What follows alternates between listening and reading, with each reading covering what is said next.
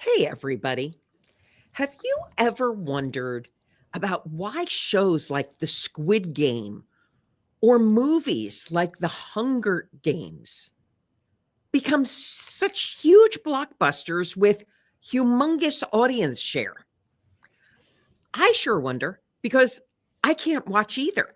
I don't like those genres, but apparently I'm in the minority based on the numbers these shows do at the box office and the fact that they keep getting repeated in a genre. Well, I don't understand death shows. There's a lot in life I don't understand, which is why I love this podcast because I get to talk to people who are really smart. And my guest today is Dr. Jordan Conrad. We're going to be exploring the death game genre, but a lot of other stuff as well. Because why he appealed to me so much is that when I read his bio, he's got a philosophy degree, which I personally think is one of the hardest degrees you could possibly get on the planet, probably right up there with a medical degree, because there's just such a depth of knowledge to learn.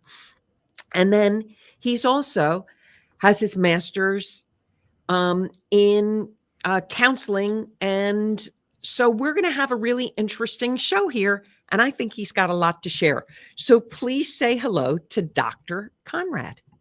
Hello, everybody. Thank you for the incredible introduction. Thank you, Diane. I mean, you really do have a very interesting background. And before we go into, well, actually, let's start there. Sure. Philosophy, psychology. They are intimately tied, but I don't think a lot of people tie them together necessarily. Why did you? That's a great question. It kind of goes back quite a bit.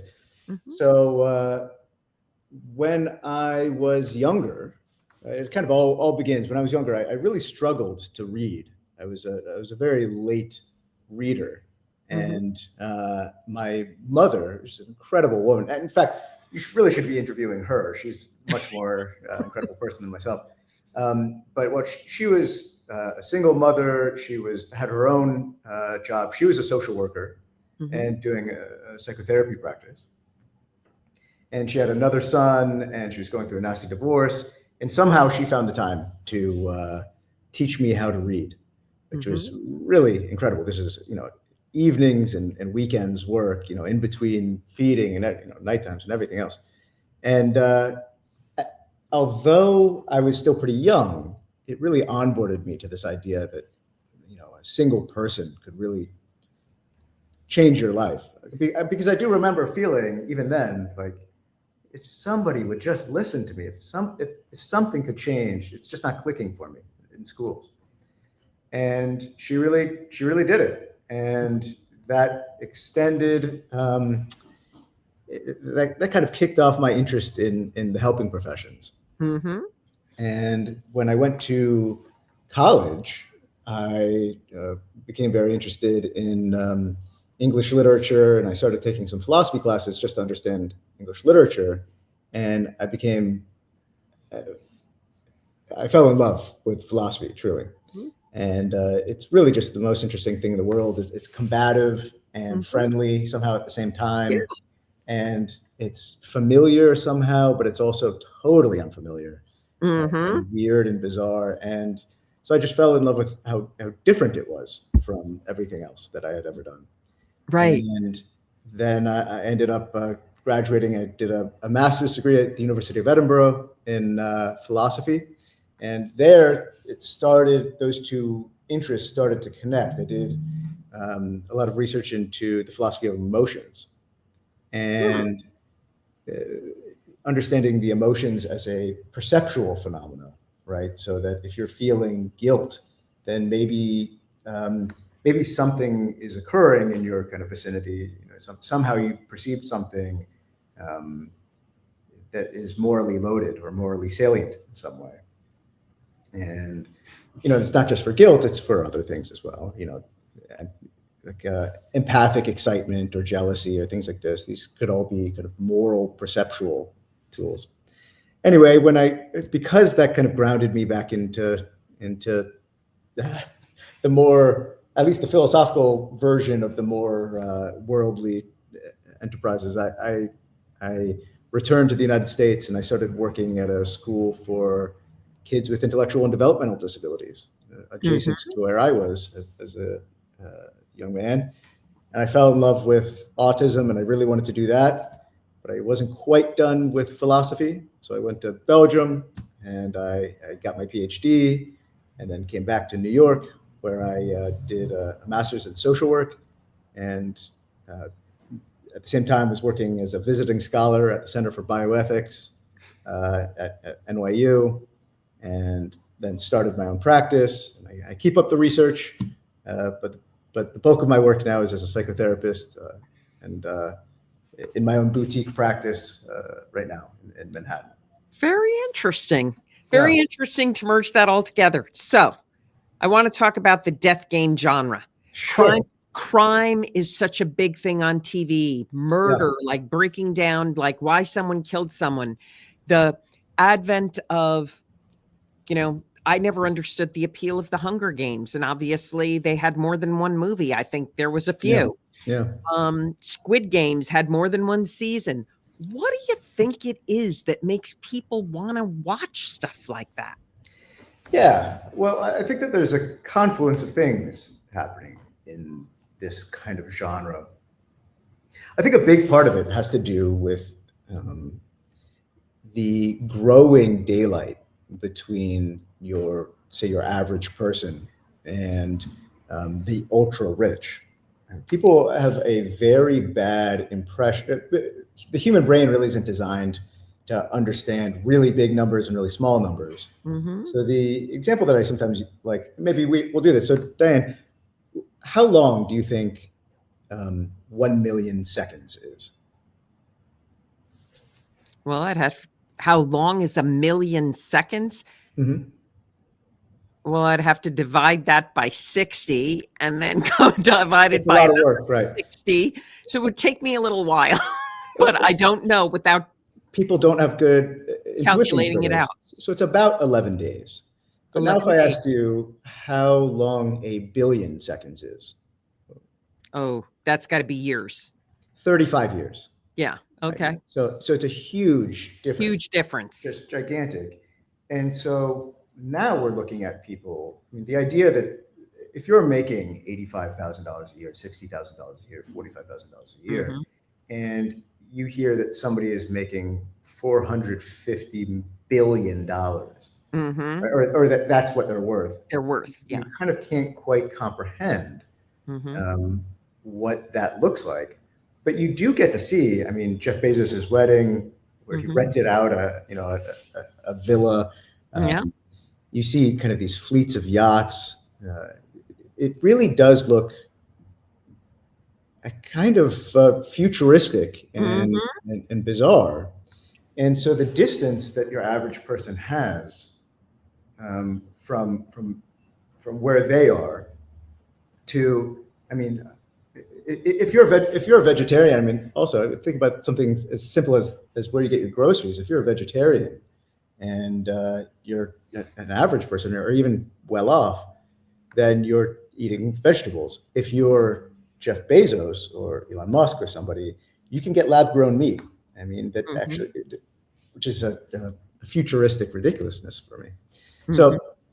So I think what happens is there's a way that people see there's this upper crust of people living this kind of lavish life and almost viewing the rest of us as these kind of tools, these kind of games, right?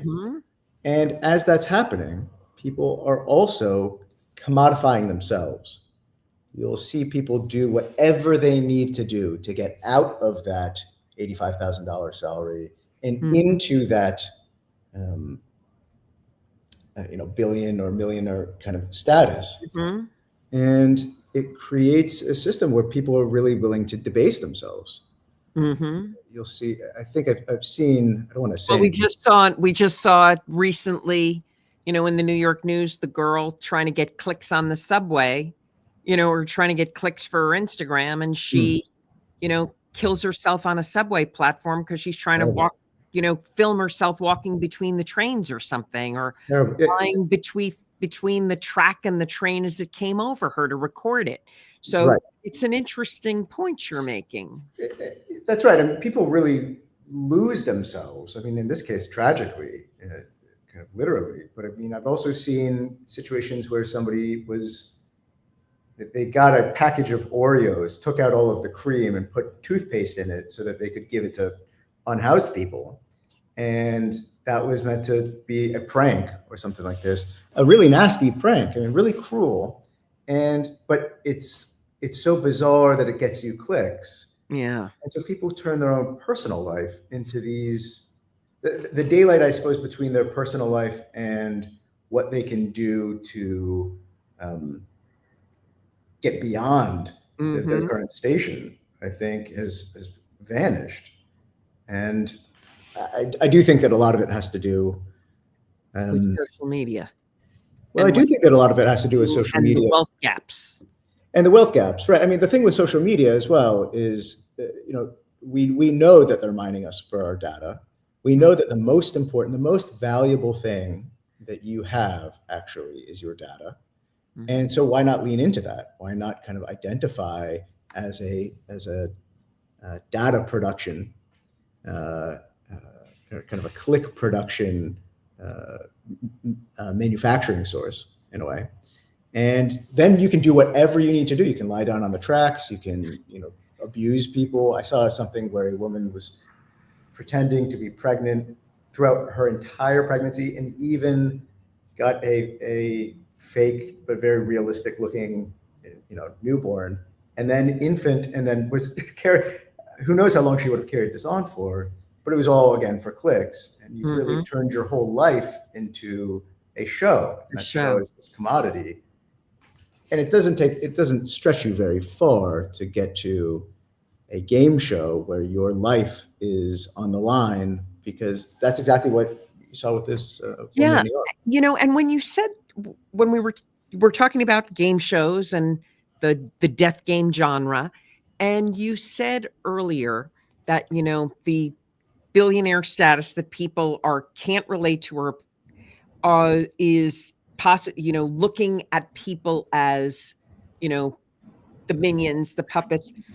I actually think it's the reverse in some way, in that I think it's the masses that are thinking of themselves that way. Well, I actually agree with you entirely. Right. Uh-huh. I think it actually doesn't matter so much what Jeff Bezos is thinking of the Amazon That's what workers, I think.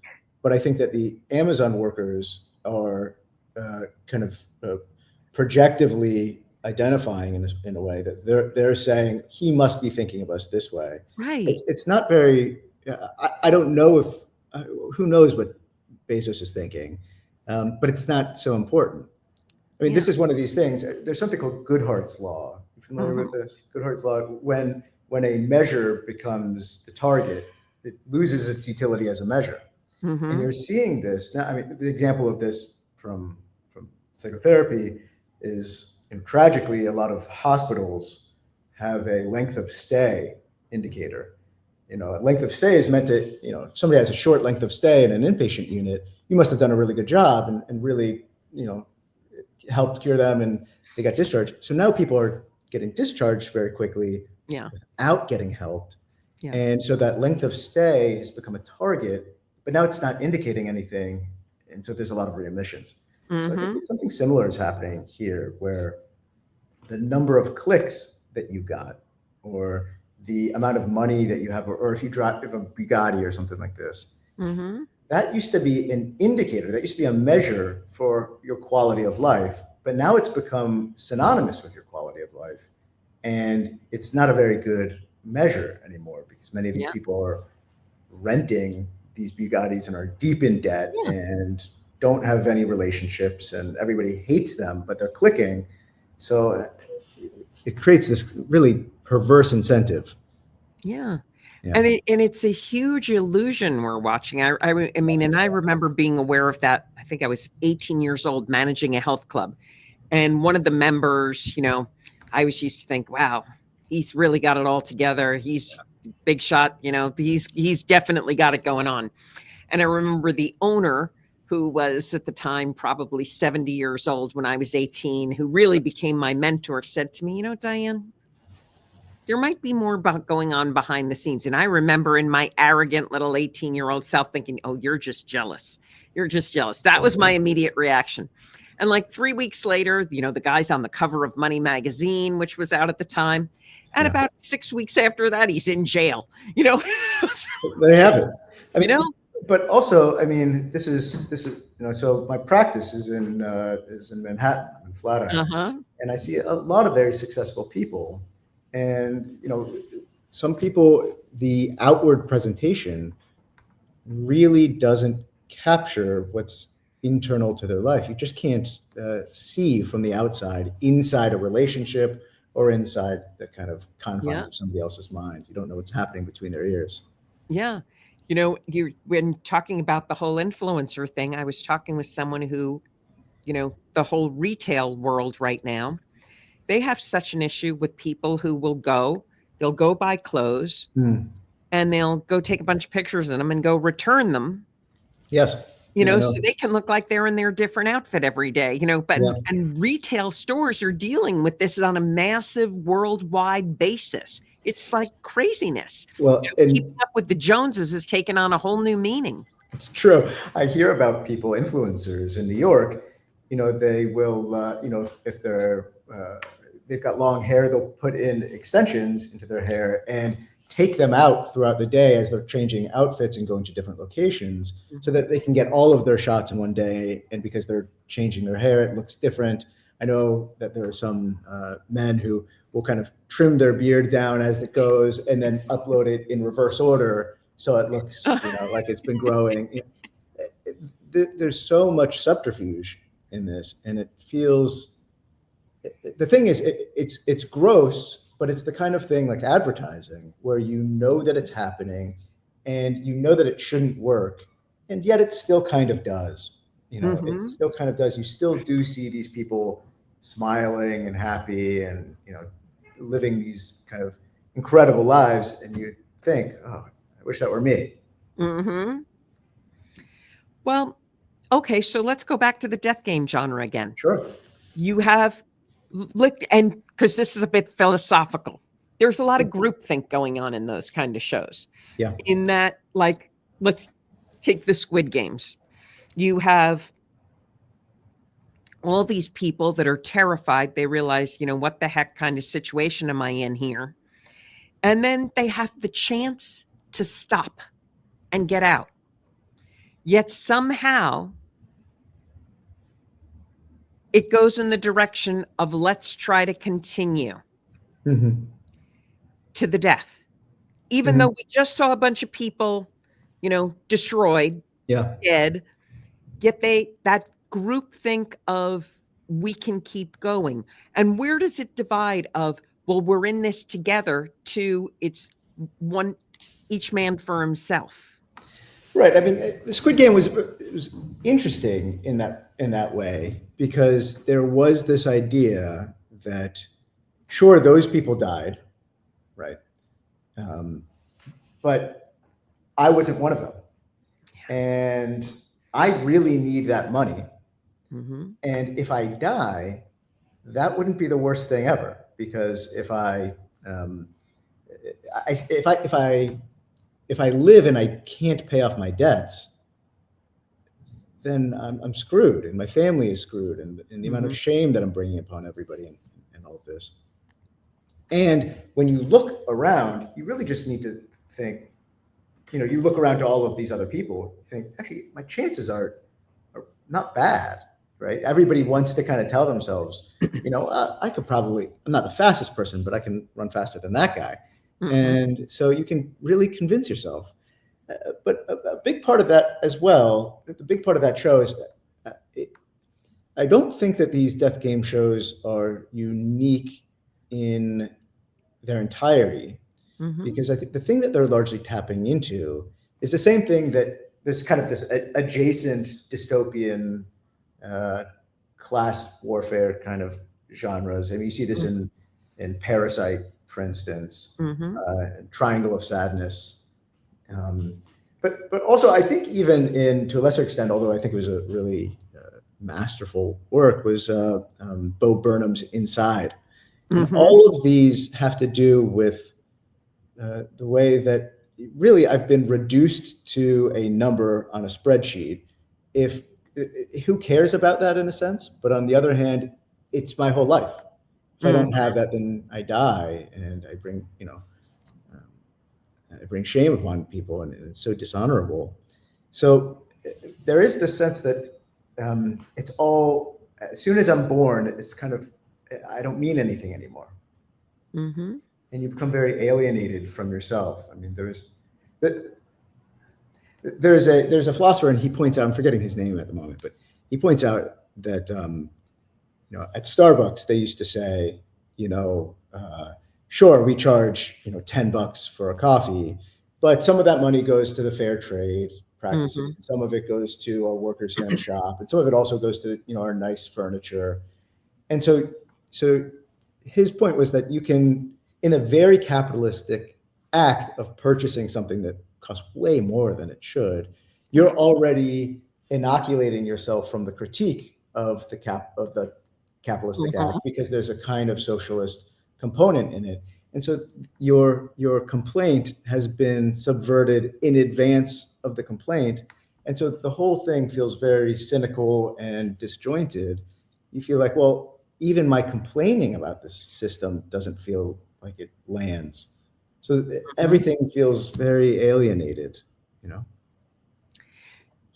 A topic I love to ask guests, because it always fascinates me, especially when I think of shows like that. Do you think life imitates art, or does art imitate life? This is a classic philosophy. And I wonder about this all the time. Yeah, I mean, I do think, I don't think that I've got a particularly insightful answer for this. I mean, this is something like the mind-body problem. I mean, if somebody could resolve this, then I don't know. Gosh, if Aristotle couldn't resolve it, I don't think I'll be able to. But I'm just looking for opining. Sure. Because everyone has a different perspective on it. It's really interesting to me. I mean, I think that oftentimes what happens is art imitates life. That somebody like Dostoevsky experiences, or Solzhenitsyn, Turgenev. I mean, they experience something really profound, and then they are able to write about it in those cases, or with Guernica or something like this, paint about it, and it appeals to people because of something that really feels true and real internally. And then the concern is that there can be a kind of cyclical quality to that. I mean, so there's a philosopher, Ian Hacking, and he has this idea, the looping effect, where if you continue to tell people that, this is what it's like to be X kind of way, you say rich people only eat, and you can make up something very bizarre here, caviar. Yeah, caviar. Then all of a sudden, in order to signal that you're rich, you'll eat the caviar, and then the next people will actually genuinely enjoy caviar, and they'll be rich. And then all of a sudden there's this kind of looping effect. And I'll never enjoy it, no matter how rich I am. Is that right? I don't know. With a crepe and some sour cream, I mean, it's wonderful. So yeah, so I think that there's these kind of looping effects where it starts out as art imitating life or something internal, and then people start to imitate that in order to be part of this kind of in-group. Expanding on the idea of looping, how we relate, or I believe we're all storytellers. Everybody tells stories. And I often encourage people to stop telling a certain story, that maybe that story needs an edit, that maybe it really fit at one point. But do you really want to go back there? Because I believe when we keep telling stories, we're reliving it on some level, or we're keeping ourselves stuck in that area. Yeah.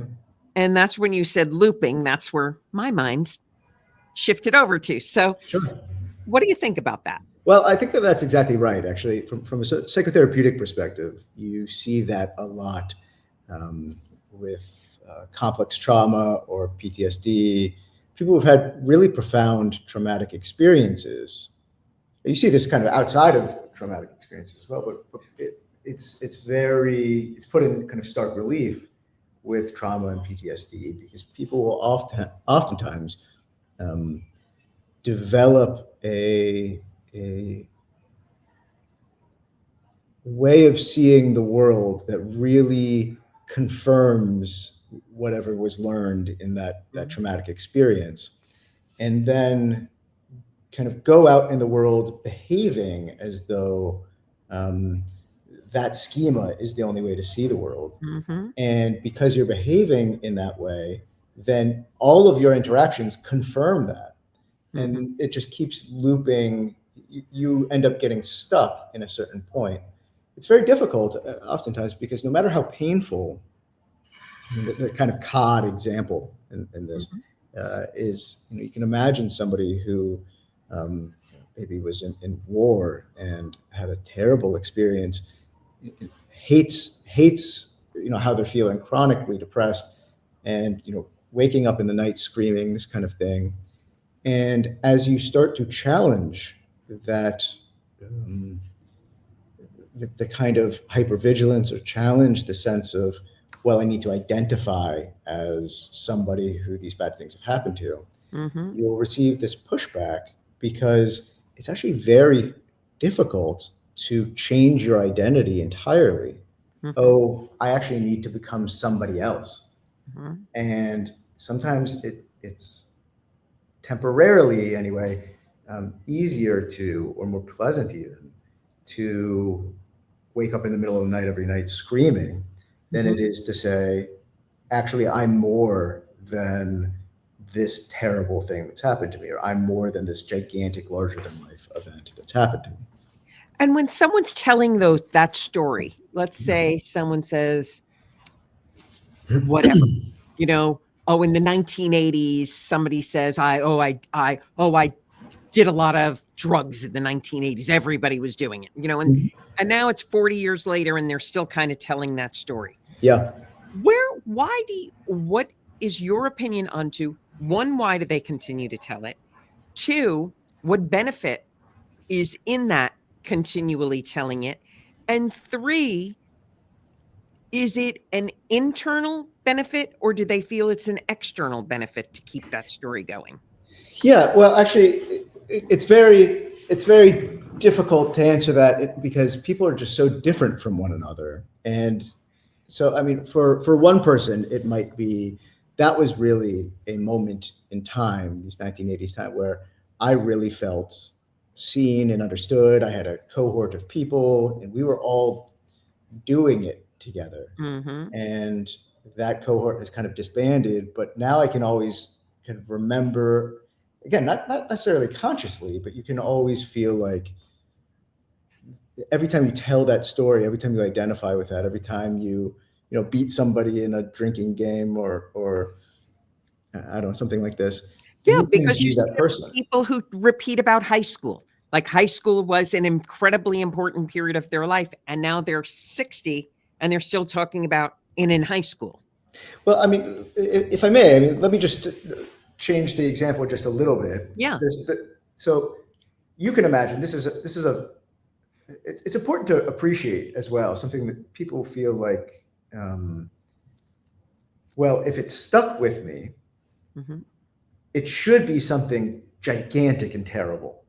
Mm. And Could that's it be actually not, gigantic and wonderful? yeah, it actually could be utterly benign. I mean, most of the time it is. It's just, it's we all grow up and we kind of form these schemas of how we see the world. This is the water to a fish kind of thing. Mm-hmm. The example that I give around this is, I've got a million examples here, but the example that I give around this is, nobody has ever taught me how far to stand from somebody when I'm queuing up, when I'm standing in a line. Nobody said it should be, 18 inches or 24 inches. But I would bet nobody ever taught you And yet, I bet if we were standing in a line, we'd be standing about as far as each other from the person in front of us, right? So, but that's totally different culture to culture. That's a funny one, because about 2 years ago, I lost my hearing. I only have about 30% hearing. Okay. So the first thing I have to do is, when I'm out now, I Sure. say, listen, I'm not trying to invade your body space, Sure. but I can't hear you at all unless Sure. I'm about 6 inches from you. Sure.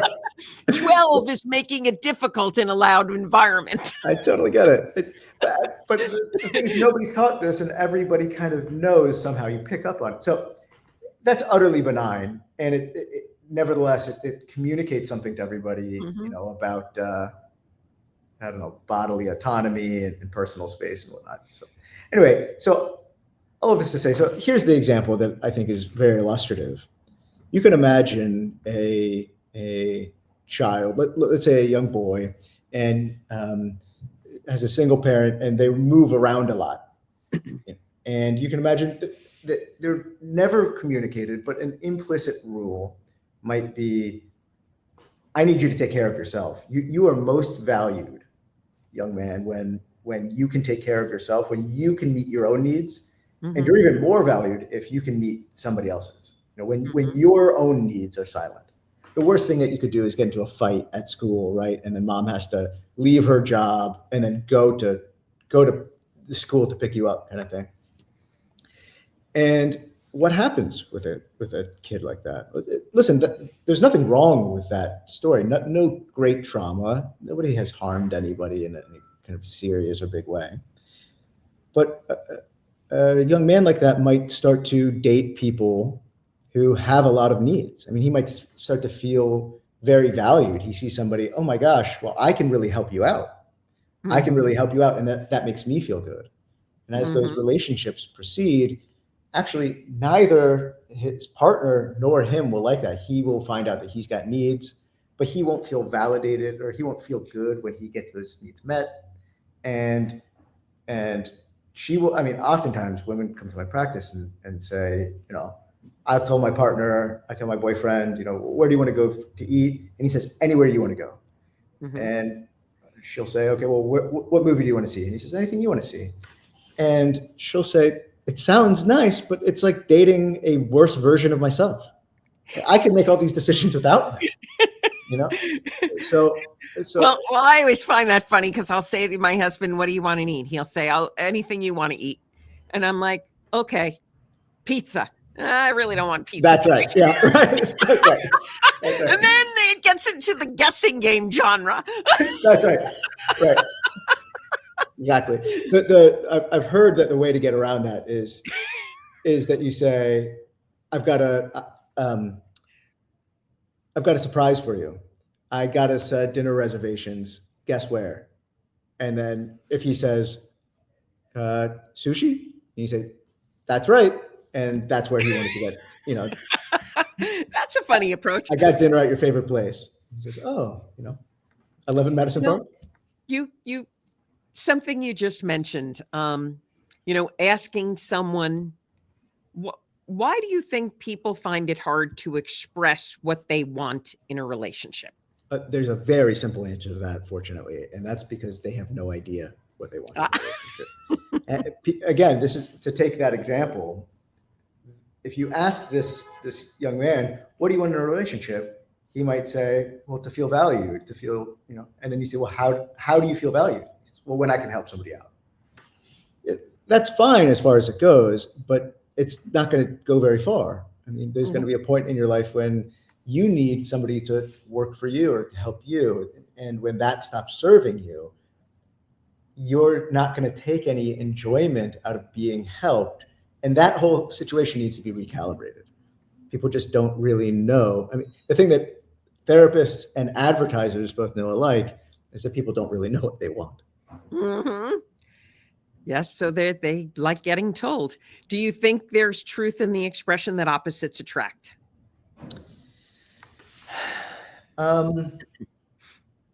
As a generalization, of course. I think sometimes. There's always these issues. I mean, people like looking into the mirror in a way. mean, this is why ChatGPT, for instance, was so cloying, and everything that you said was wonderful for a while. It's because people like, you would say, "Oh, what do you think about this?" Because I like it. They would go, "Oh, you've got a brilliant taste. Oh, this is incredible," and people like hearing that somebody likes the same thing that they like. And I think that this is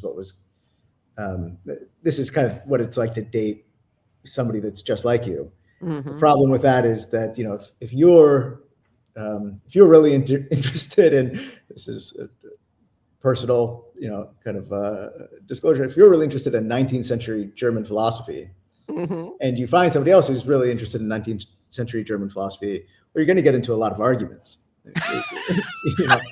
So, so then you date somebody who's kind of the opposite, and then you might have more room for learning from the other person. You don't have that many opinions on something else. So it can work in that way. But if the other person doesn't take an interest in your interests, they say, "Oh, your interests are the opposite of mine. I don't care about that. I don't want to run. Running is terrible. I don't want to hear about that." Then that can create its own problems. We're living in an interesting time. I happen to really like a lot of what Ayn Rand wrote. I think I'm sorry, what? Ayn Rand. Sure. Yeah. The Atlas Shrugged, Yeah. The Fountainhead, Yeah. the virtue of selfishness, things that I think get totally misunderstood and taken out of context. And, how could you say you want to be selfish? I think, focusing on yourself is probably a really good thing. And if you could actually contribute an awful lot to society, if you focused on yourself instead of, pointing fingers at what everyone else is doing wrong. So we're living in an age that is considered in many ways a very selfish, in another sense of the word, right, age with the internet, like we talked about earlier, people trying to, do things for clicks. And I think we're also observing where people think they're growing, but others are not. Right. What would you say to someone who said to you, "Well, Dr. Conrad, I've just grown away from that person"? From their partner? Anyone. Or from themselves? Oh, I see. From themselves. No, from someone else. I see. I mean, it's tricky. I mean, that's the kind of thing that you always have to triangulate and be curious about. Because people really do grow beyond. I mean, I like your Ayn Rand kind of comments. I agree with you. There's no good word that I'm aware of. I'm totally open to the fact that I'm just ignorant of it. But for prioritizing yourself, I mean, selfishness or self-centered, these are all bad things. But you do at times really need to put yourself first. It is troubling because that sometimes gets kind of tacked on to this kind of, well, you need to pull yourself up by your bootstraps. Some of the time that's true, and some of the time it's worth appreciating that they don't even make bootstraps in America anymore. I don't know how, many people, I don't know how they would do it. But yeah, I mean, if somebody says that they've grown beyond their partner or friend, I mean, there's a lot of ways that they could do that. The thing that I'm seeing a lot of now is a kind of lack of interest in personal growth and personal development. And you see this again. I'm reverting back to kind of AI. It's just so topical these days. But there's a lot of people are outsourcing. They're kind of offloading their need for kind of critical thinking to AI. Thereby completely preventing their own growth, completely preventing their own development. And I mean, they say AI can do everything for you, but it can't do anything related to your own personal growth or development. Exactly. Yeah. I think it's the craziest way to give up your identity, the thing that makes your humanity. What Right. makes you human is your ability to think, to process, because we could talk all day long. It's why I love talking to people in this Right, podcast right. or other things, because and why I called it silver disobedience. I had silver hair, but why can't we have a good debate? We can disagree, we can learn from each other, we can explore Right. those differences. We Right. could look at the exact same pair of glasses and you're going to see them differently than I do. Right. And Right. let's delve into that. Right. And turning it all over to chat to get your answers. I mean, that's freaking scary to me that people are buying in on this there's it's easier to do a search for, where's the nearest grocery store on chat maybe versus Sure. Google, but that critical thinking. Well, I mean, the thing is, I actually think I agree with everything you're saying. I mean, the concern that I really have, and there's just a lot actually around concerns in that. The thing that I'm seeing is that it's really teaching a lot of young people some really terrible kind of socialization skills. I mean, there's a lot of relationship apps. In New York, you see on the subway, I mean, there's this new thing called friend.com or something like this. And I'm not getting a kickback from them, so I don't know why I said their name, but it's a necklace it's an AI necklace thing. You wear it around and it acts like your friend. But this is exactly the problem. I mean, so there's a lot of relationship apps. A lot of young men in particular are engaging with them. And one of the problem with them is, just like ChatGPT, they're always there. It's always there waiting for you. It will never make any demands on you. It never calls you at 3 a.m., but you can call it at 3 a.m. Right. And it will always be kind of expressive and enjoying your presence and this kind of thing. It makes no demands on you. There's no need to compromise. As if this is a replacement or even a crude surrogate for human interaction. It's totally asymmetric. That you just hit on something so important that we got to drill down on this.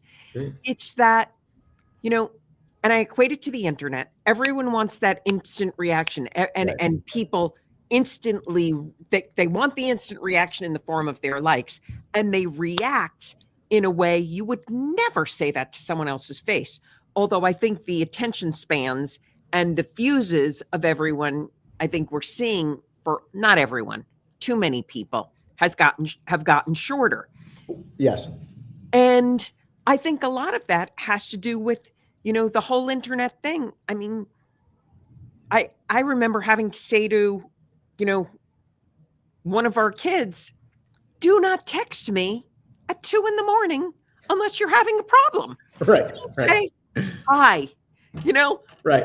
No, I'm in good sleep and I'm going to be up in 4 hours.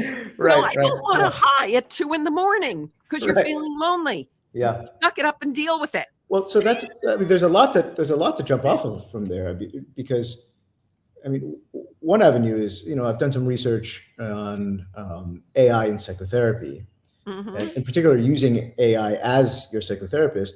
And sometimes one of the things that people will propose as a benefit of it, which I don't see this way, is that it's available 24/7. Yeah. Now, one of the things that's so great about therapy, it's a feature, not a bug, that your therapist is not always available, and that if you want to reach out to your therapist, you actually have to email them and then kind of figure that out. It's a human interaction. And part of the thing that does is it promotes emotional regulation. Yeah. And you can talk about that. You can set scheduled times for to fill out your homework. You can set therapeutic homework, or to come into a session more than once a week. But the idea that anytime I feel a certain way, I can whip something out and get an injection of affirmation, or I can start to process these feelings. But I've got this auxiliary mechanism. The interesting thing is, every child, human children are just so unequipped for this earth. A deer gets born and in a couple hours it's running around. Not so with humans. And so humans have these kind of auxiliary, emotional regulation devices until they're, 12 or something like that. We call them parents. Mhm. And, and frankly, they need it for much longer than that. Oh, But, yeah. but that's part of the process. And being a good parent is making yourself irrelevant and not needed. It's the same thing with Yeah. therapists. But the process of that is getting to a place where you can feel a feeling, but not then become that feeling. So many people Mhm. say, I am anxious, which is linguistically, it's fine. But rather than saying, I'm feeling some anxiety or something like Right. that, it's a big difference, you know? It's a huge difference. I was just talking with someone the other day, and they, basically called themselves a screw up. Mm. I'm just a screw up. And I said, whoa, whoa, whoa, whoa, whoa, whoa. Right. Okay, you definitely screwed up here. This Right. was not Right. a great choice. Yeah. However, 2 days ago or tomorrow when you're feeling better, are you still going to be the screw up, or was it a moment in time where you made a choice? I mean, that's where I really like Albert Ellis, and Yeah. you know, I mean, cognitive behavioral yeah. therapists refer to this as a cognitive distortion called labeling, right? Or Mhm. name calling. So just this idea that something discrete happened that then becomes the essence of who you are in a moment of extreme emotion. Mhm. It's very difficult, and also, I mean, one of the things, just to tie this to something else that you said about attention spans. I mean, this is going to be a very maybe controversial thing to say. It's Go for it. something I've written about as well. Um, there's this proliferation of ADHD diagnoses, and I mean, it's been happening since 1990s, and it's really It's insane. it's running through. I mean, it's the most common, I believe, most prevalent diagnosis for children under like 15 or something like this. Most often diagnosed in schools. And listen, I have no doubt. I mean, that there's an attention problem, and that problem actually has more to do with our brains than it has to do with a disorder. Mhm.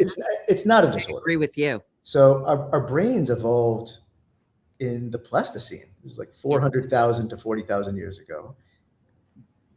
Whereas kind of our educational system, this factory model of education, really began around the Renaissance, 1650s or whatever.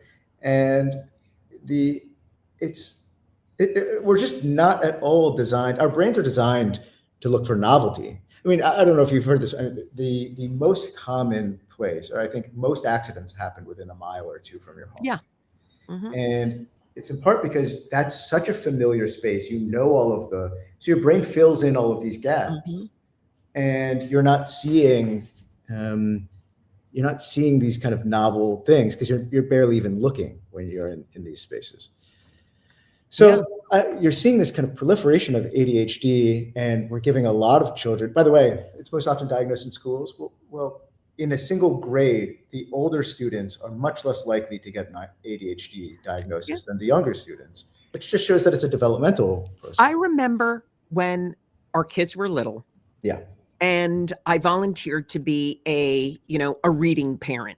So I'd go into the classroom 2 yeah, times a day during the reading session, and I would sit with the girls, and they would have their book, and they would cross their legs and go yeah, like this, and the boys would be, like, going like this to the book, tapping their sure. legs, moving all over, and I'm like, when people, and I think, I sure as heck hope these boys aren't being labeled as ADHD. They just learn differently. And anyone who wants to tell me there's no difference between boys and girls, I'm like, you haven't spent much time with them. There are huge differences, Right, and they're all fantastic. And they're what makes them boys. And I would never want to change that. And it's what right, makes them girls. right. And it's like, it's freaking craziness. And Deborah Yeah, we're Tannen, going to medicate everybody. And what's right. the biggest problem we're seeing now? We're seeing people so hyped up, over medicated that, what does it lead to next? Well, Whether it's again, prescribed or not. right. Deborah Tannen wrote about these really interesting cultural and biological differences between boys and girls, and the way that it creates these problems when in heterosexual relationships when they you get older, I mean, you're acculturated, boys are acculturated often with boys and girls often with girls. And then they get older, become interested in each other, and then end up having to live with each other. And, you get this, John Prine had that beautiful song, Angel from Montgomery, where, in it, the person he's duetting with says, how the hell can a man go to work in the morning, come home in the evening, and have nothing to say? And that's such a big complaint. I mean, among couples, there's Deborah Tannen, I think, really does an excellent job explaining that. But you're absolutely right. I mean, and when we go to the educational system, as I said, I mean, it was prior to the Renaissance. If you were wealthy enough, you could be educated by the Jesuits, but it really began there, and in the Renaissance, and then it really hasn't changed much since then. If you want to learn biology, there's just somebody up in the front of the class talking to 30, 40, 50, or 100 people pointing to things. Same thing with math, same thing. And the idea that you just injecting a little bit of, iPads into it's going to change much. It's still just, there's a person telling you stuff. But the outside world has changed radically. I mean, if you could get same day delivery sushi from your favorite restaurant in Japan if you wanted. Yeah. You could find out what's happening in Tehran now. You can play hyper realistic video games with friends from around the world. And meanwhile, so this is why they call it the factory model of education. You're going into a big brick building that lets you in with a bell, lets you out with a bell, where, every line in the production, right, is English, history. As if English and history couldn't be combined, or, and then it's as if, why does everybody who's born in 1990 graduate at the same time? It's as if the most important thing about you is your date of production. I mean, they could just stamp that on you in the beginning. And, some people learn better in the mornings, and some people learn better in groups. And it'd be more difficult to do this, but not more difficult than it is then to go through all of these re-education that people have to do, and go through the dropout rates. And it's dealing with things after, it's the pound of cure rather than the ounce of prevention. Yeah. Yeah, it's very interesting, and the style of learning too, and what kids are processing at different phases always fascinates me. It's like, I remember our daughter would gravitate towards pink, right? And we never had violent stuff in our house, and our son could pick up any Barbie that was sitting around at that house by the time he was 15 or 18 months old. And that Barbie was not somebody he was going to press the hair down and play with. No, It was like, Mom, and he wanted to have a sword fight with the thing. There you have it. Barbie's flying all over like arrows or something. Yeah. So it's so interesting how we're all just wired differently in those ways. And I certainly think it applies to teaching. These always go so fast. And we're at like the 5-minute mark. Really? I have a question for you. Something I read Psychology Today, Counseling Today. I'm always reading what's going on in trends. There's a very interesting trend to me. I won't share my opinion yet. Okay. On a new aspect of psychology, which is where I'm going to bond with the patient or with the client. I'm going to tell them my experiences. Right. And, through that, we're going to bond. Yeah. What do you think of that? Well, I think, as with so many things that we've discussed, I mean, I take a semi-middle ground here. It can be very, when engaged with very judiciously, disclosing something about your personal life or identity can be very valuable in therapy. I'm very familiar with this new trend. I've actually written something on this not so long ago.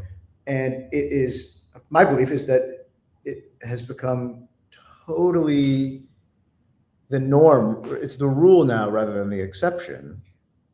And it's been deployed in really scary ways, I think. That's what I think. Yeah. So it's been deployed in a number of ways. I mean, there's a whole host of people who seem to believe that therapy is sheer affirmation all of the time for everything that you do. That's a And problem. it is. I mean, people do need to feel There's no like, personal responsibility with that. that's right. I mean, and there's no sense. The problem is, it's not just that there's no personal responsibility. It's that it promotes, again, this kind of schema that I talked about earlier, that life is happening to you. Yes. And not, I mean, so one of the things that I talk a lot about, that you're impacting your life and the circumstances. that you can actually, I mean, something that I talk a lot about with parents is that when you know, at a certain point when I see kids, you know, at 11 or 12, you know, the parents are making the sessions for the child, of course. At a certain point, I want the 16, 17, 18-year-old to start canceling. If they need to cancel, fine. But I want them to reach out to me, and totally fine. And at a certain point, we just want to kind of start to increase the amount of responsibility there, not just so that they get used to responsibility, but so that they get used to, oh, if I say no, somebody will listen. Oh, if I can actually change the course of this conversation because the person has to be responsive to the things that I say. And if you're just, they fail and they understand the consequence. It's like, I know parents that Yeah. complain their kids are playing travel sports and they're like, well, by the time I pack their bag, I'm like, you have a 12-year-old. You Right. are packing their bag. Well, you know, they'll get to the game and they won't have their jersey. Well, they'll remember it next time when they have to sit on the bench. The other thing, yeah, I mean, Or they have to wear somebody else's stinky jersey for the whole game because the coach wants to lend them one. You know, right. that's how you learn. You have to learn And- by screwing up sometimes. And younger kids are more cognitively sophisticated in some areas than we think. You know, so I live in New York, and a lot of parents, I think for understandable reasons, are very frightened about their child taking the train on their own. There's certain very high profile kidnapping cases in the 70s and 80s, and it completely freaked everybody out. You're more likely to get hit by lightning and then win the lottery, I think, on the same day, than get kidnapped. And so again, that said, I mean, if your child got kidnapped, it would be life deranging. Yeah. But for all of that, it's your child. It can be kind of life deranging for your child to not have that facility, to not have that, to be tracked at every moment, to have somebody know exactly where they are. Of all of their free play be monitored, and for all of the conflicts to be negotiated in advance by another adult. When you're seeing, I mean, Jonathan Haidt talks about, or Haidt, I think is exactly. He talks about this a lot. I think he's absolutely right about this. But then the other area, I mean, that I worry about with the psychotherapy disclosures, I mean, my bugbear, I suppose, my drum to beat around this is, I'm seeing a lot of therapists refuse to work with patients who have a different political value set, or a different ethical value set. And listen, I think it's totally fine if you. I think it shows the therapist has a mental issue and is not very professional. I mean, because they're trying to bring themselves into a situation where someone's paying you to help them understand themselves. Yeah, well, there's a million reasons. I mean, you're right. It's absolutely unprofessional. It's irrelevant in a way. I mean, irrelevant. Perfect word. I mean, it's irrelevant to your decision making, except that it has a real negative impact on the way that psychotherapy is perceived. It damages the profession. It damages the practice of psychotherapy. I mean, people forget. I mean,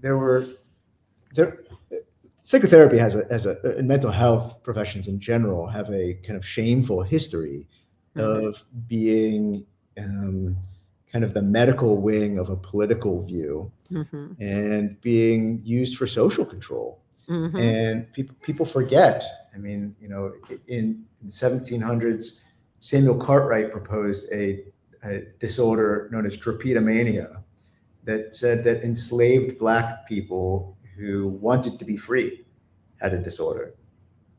This is of course just political prejudice. Oh. Those female clitoral orgasms were Banned. were banned. Hysterical. Yeah, that's right. I mean, masturbation for children, nocturnal emissions. I mean, all of these things were disorders. I mean, to say nothing of sluggish schizophrenia in Soviet Russia. Any political dissident had sluggish schizophrenia.